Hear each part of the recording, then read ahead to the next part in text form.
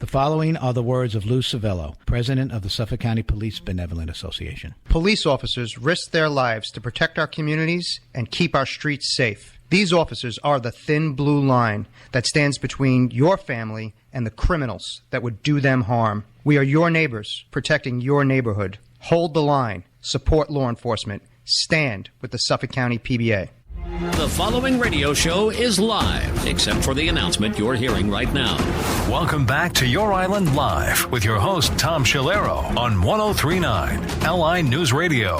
And once again, welcome back. Moving right along on our Tuesday edition. What do we do every other Tuesday? That's right. We got that great president of the Suffolk County PBA, Lou Civello, with us. It's always great to talk to Lou, particularly about the activities and what the PBA has been doing for the people of Suffolk County. And I came across so many different items and how important it is. And I think that's a broader topic that we visit every once in a while, and how important it is to have these type of organizations, whether it's a Fraternal Order of the Police, whether it's a PBA in Nassau County, Suffolk County, New York City, and so on, and how it serves the people in terms of education and in terms of getting things done politically, and how important politics is. You just heard me talk about a wayward congressional candidate over there in Tennessee, talking about abolishing the Nashville Police Department. I mean, amazing. But let's bring Lou into the discussion. Lou Civello, how are you, my friend? Good afternoon, Tom. Doing well. Thank you. Great to be here with you. What about that premise, starting with, and how important it is to have people? And I've always felt that whether it's a PBA or it's a fraternal organization, how important it is to bring to the light education, so that the regular folks, more importantly, the voters, and you and I both are a believer in the Republican and the Democratic process, and voting is our way in which to have a great community. But when you have candidates that are just off the rails, and I was talking about a congressional candidate in Tennessee who talked about burning down police stations back a couple of years ago, who talked about abolishing the great city of Nashville Police Department, and so on. And their local organization, similar to the PBA, got very much, or is very much involved in that race right now. How critical is it that those type of organizations, similar to the one that you head up at the Suffolk County PBA, get involved in political action? Because there's so much craziness out there right now that I think people need this. Lou? Yeah, it's absolutely critical, Tom. I mean, as you can see, you have the lunatic fringe running for and winning elected office. And the result of that is chaos, it's carnage, and it's death. It is, your family's, my family's lives being put in danger. We see it again and again. We see it in New York City. We see it in anywhere you have woke politics. You see it any place that they want to defund the police and obstruct us from doing our jobs. You see a stark contrast here in Suffolk County, where right now our legislature is considering a bill that would protect police officers, help us do our jobs, and help keep people here safe. That's a bill that would require, Tom, and I know this is a subject you're very passionate about, those civilian auditors, those professional antagonists, those people who, their sole purpose is likes and clicks, and so they shove a camera in a police officer's face, many times obstruct, many times interfere with what it is we're doing. It would require them, when warned by a police officer or any first responder, to move back, not stopping them from filming, but stopping them from interfering, stopping them from obstructing, that they would have to move 15 feet away from the police officer or first responder. And if they didn't, they would be subject to arrest. Now, laws like that only happen when you have an organization like the Suffolk County PBA that is advocating, doing that vital role of advocating for public safety. And because you have us bringing up these issues, coming on things like your show and educating the public and making the public aware. You can go on YouTube and see these clowns any day of the week, take a fishing rod and put a donut on it and shove it inside of a police car, right? I mean, it's done for comedic purposes. It's done for likes and clicks. But really, it makes us all less safe because those police officers are targets. When you're interfering, when you're doing your clown antics, you're putting them in danger because you never know when the criminal element is going to strike. You're never going to know when the police officer is needed. You never know who's out there trying to kill us. And you can't have it, Tom. And we need laws. We shouldn't stand for it in Suffolk County. And hopefully this law is going to pass, and we're not going to. Yeah. Now, would this law be going through the Suffolk County legislature? It's not a state, correct? Correct. Right. Yes. Yep. Absolutely correct. And that's why, voting in your local elections is so important, especially when you live in a one-party state. We have one-party rule. We keep going further and further to the left. We just elected a socialist over in New York City. So to have that local control here that represents the values of Long Islanders, where we say we're not going to tolerate this, our police are not punching bags, and we're going to pass laws here in Suffolk County that hold these people accountable, that's invaluable. That's quality of life. That's why people move out here. So it is critically important to vote in those local elections. Amen to that. And when we get closer to that bill, you'll certainly let me know. I want to put it out to our listeners to make your phone call to your county legislator when this is finally going through committee or it's finally come up for a vote. Because, folks, this is important. This is really important that this type of legislation locally, because maybe, just maybe, it could be the way in which the other counties and the city look at something like this and say it makes sense. So if we have to start doing something like this to protect our police officers while they're protecting us and while they're out there serving the public, if it has to start in Suffolk County, let it start in Suffolk County, because Albany has never done a thing for us. Right after Lou today, we'll have Ray Tierney on, our district attorney. I love the fact that he follows Lou. We take up on a lot of these topics, and it's just well worth it to all of us to make that phone call, to get involved, to back the Suffolk County PBA in this type of movement, on this type of legislation. All right, that was my quick editorial. Now, also, what I have found that the Suffolk County PBA gets involved in a lot of different things, and I did come across this. Now, this topic, Lou, may be a little dated a little bit, but in a way it's not, because it's still happening out there. And I found the topic anti-police bias in our schools, and that was something that the PBA did take up back in 23. And I came across a couple of items. Now, folks, we're not talking about East Cupcake, Kansas right now. We are talking about Suffolk County, New York. And apparently some grammar school somewhere, and I don't really have the name of it, and it really doesn't matter, was doing a slide presentation to elementary school, grammar school children. And it had these nice little caricatures and stuff like that. And basically the words were, for many years, some police officers have hurt African Americans. Now, that is, in my mind, biased.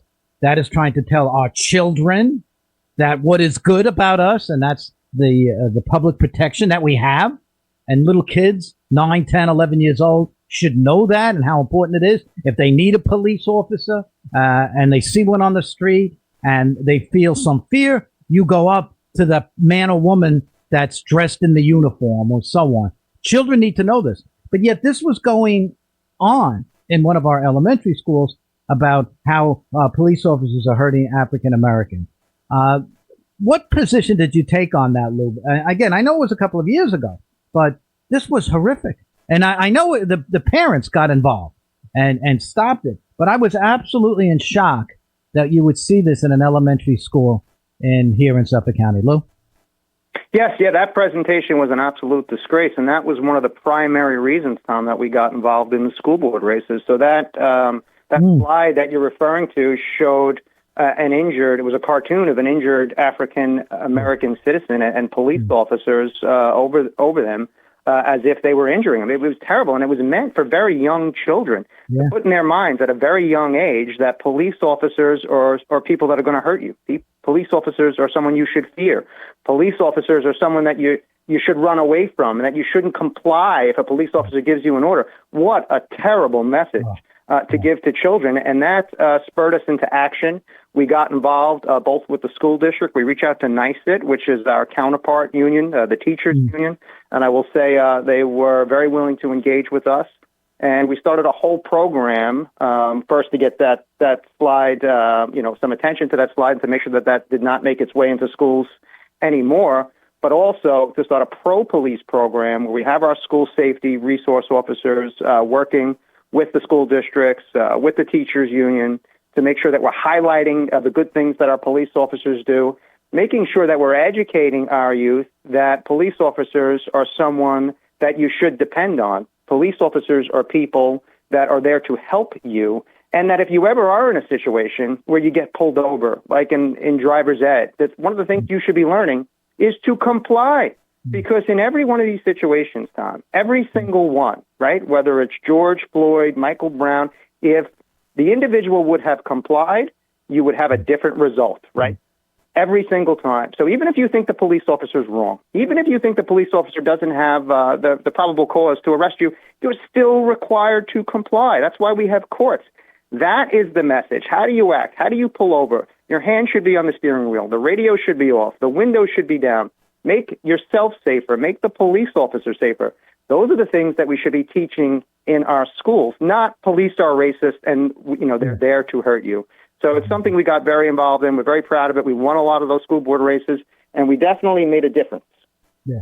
Well, when I look at something like this, and then I realize your involvement, the involvement of the PBA, it just really hits on how important this is. And I'm glad we have the opportunity, because I know after you're on, I get a lot of text messages and so on, and people had no idea. They have an idea now because you've been on the program now for a few years with us, which I'm very happy about. We're getting that through and how important this is. And even parents with elementary school age children need to see this and need to know about this and how important it is. And that it was really the PBA that brought this up and that worked with NYSA and worked with education officials and also worked with the school board. The community control of our local schools should never, ever, ever allow this. If the discussion was happening in San Francisco or Portland or Seattle, I could almost understand it.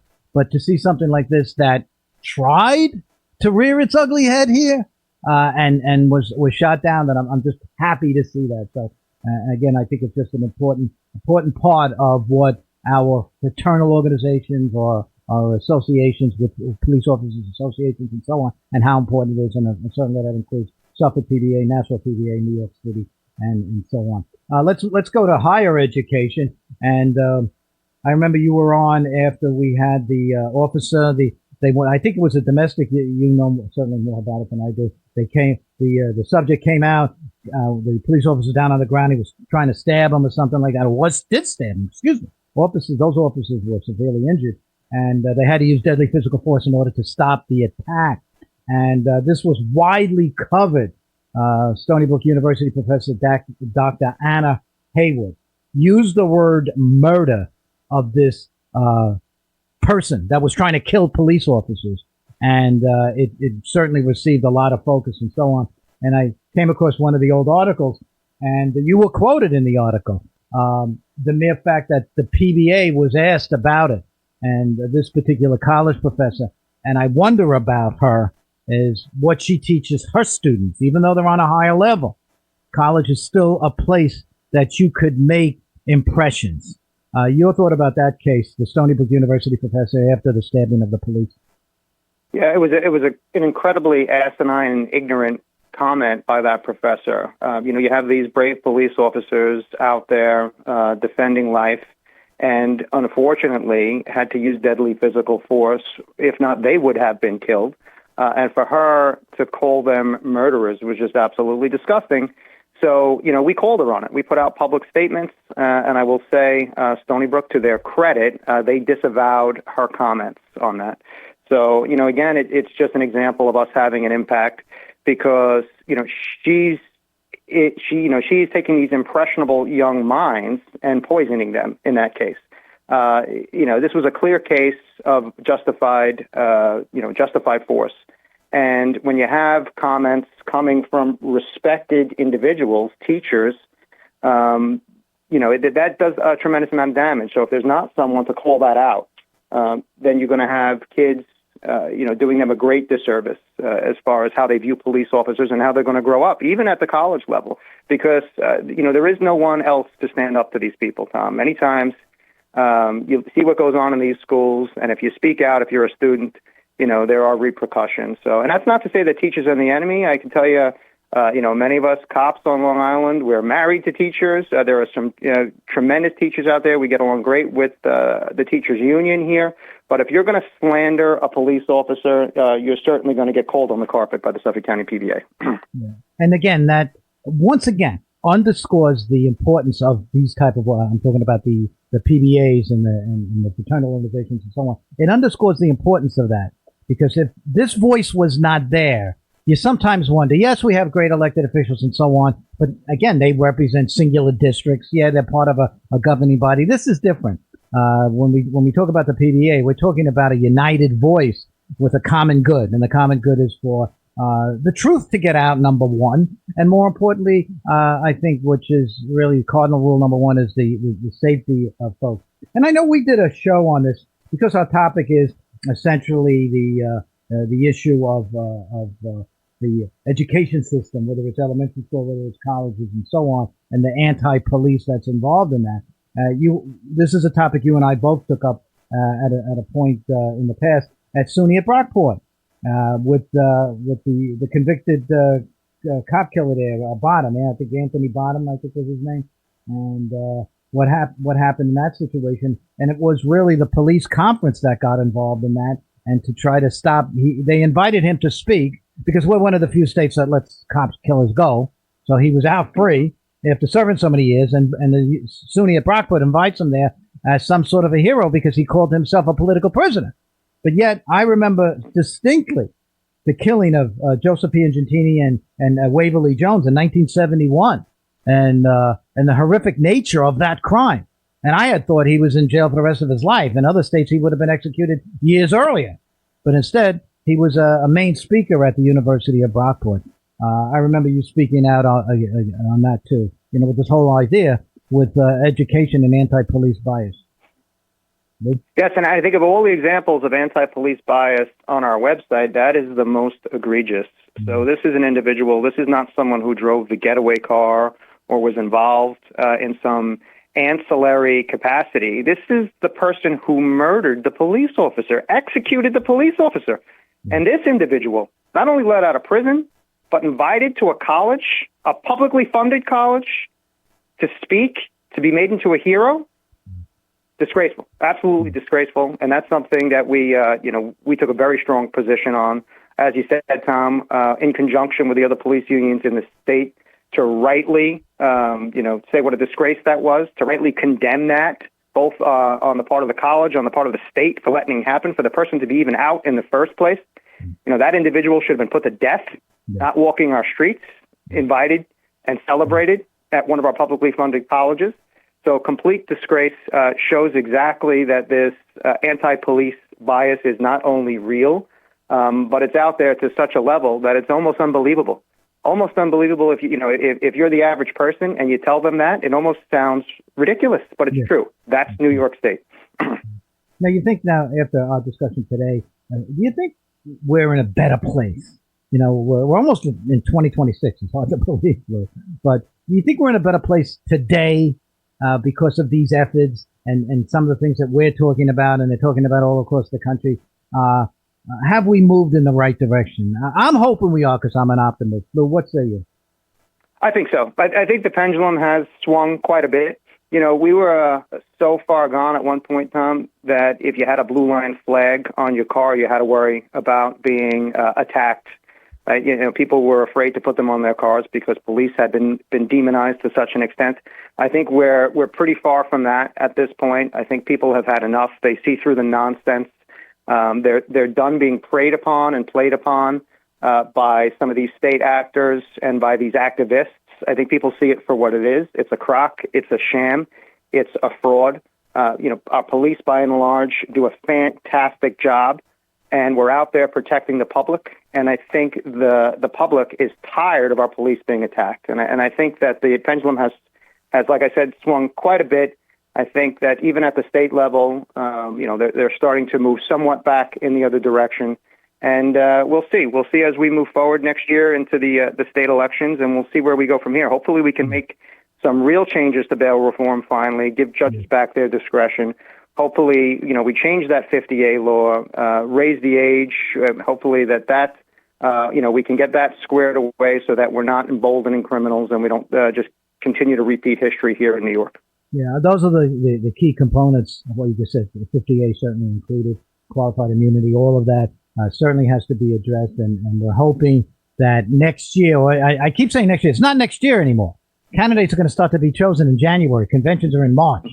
So it's quicker than we think. And I think a lot could happen in a very, very positive way when one thinks about it. Lou, always a pleasure to have you on. We'll talk in a couple of weeks, my friend. Happy Thanksgiving. Sounds great, Tom. Happy Thanksgiving. Okay, we're going to take a short break. When we get back, District Attorney Ray Tierney coming up next.